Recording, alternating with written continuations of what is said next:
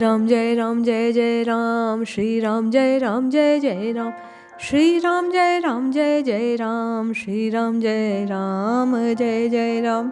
जय श्री हरि। पूज्य गुरुदेव के चरणों में बारंबार प्रणाम। एक साधक भाई ने जिज्ञासा रखी कि एक नाम समस्त पापों को नष्ट करने वाला है, सो सतत नाम जपने की क्या आवश्यकता। बड़ी सुंदर जिज्ञासा। साधना काल में आपकी और मेरी प्रत्येक जिज्ञासा आपके और मेरे साधना के मार्ग को प्रशस्त करने वाली, उज्जवल बनाने वाली है। इसलिए आप और मैं हमेशा जिज्ञासाशील रहें। ये साधना की उन्नति के लिए बड़ा आवश्यक है। आपके भी हृदय में कोई संशय आए, कोई प्रश्न आए तो उसे अवश्य प्रेषित करें। उसी के माध्यम से आपका और मेरा साधना पथ प्रशस्त होगा। भाई ने पूछा कि सतत नाम जपने की क्या आवश्यकता। आइए एक कथा को श्रवण करते हैं। इस महात्मा की कथा से जानते हैं कि बारंबार नाम जपने की क्या आवश्यकता है।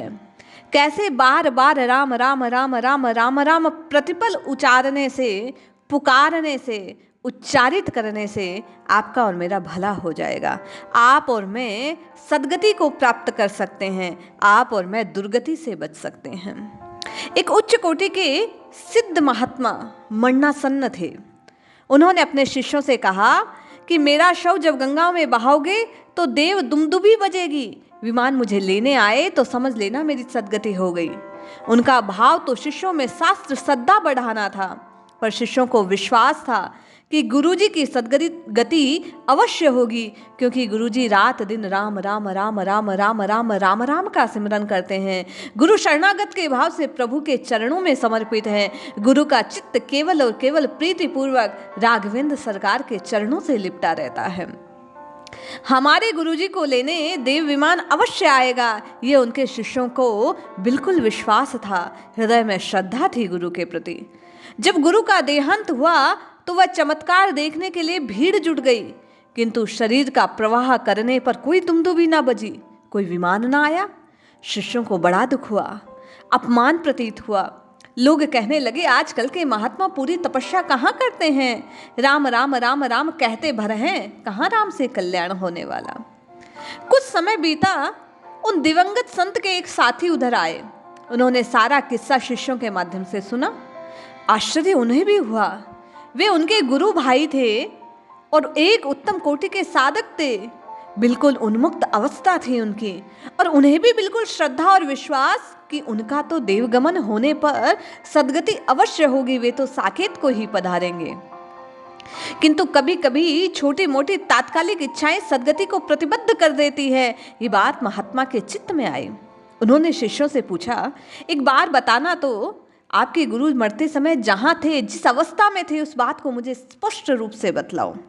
शिष्य गुरुदेव की उस कुटिया में उन महात्मा को लेकर गए और महात्मा को कहा कि इसी स्थान पर गुरुदेव बैठे थे और सामने की ओर दृष्टि थी।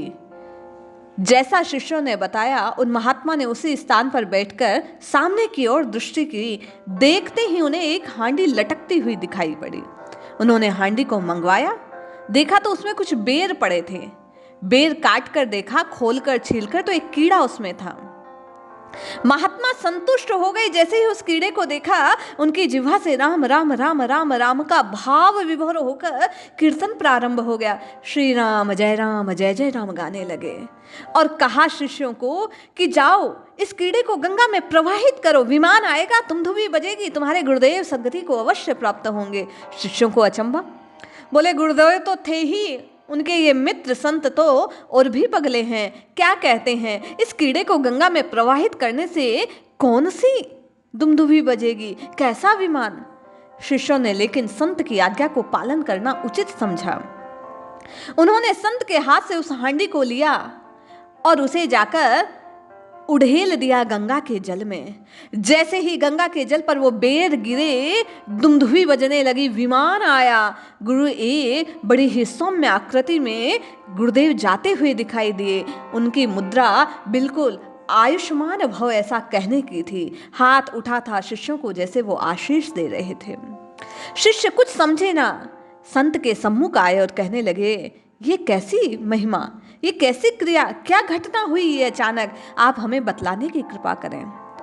वे जो संत थे कहने लगे, भैया आपके गुरुदेव जब अंत समय में थे तो उनकी दृष्टि इस हांडी पर गिरी और एक क्षण को उनके विचार आया कि अरे बेर तो खाए ही नहीं।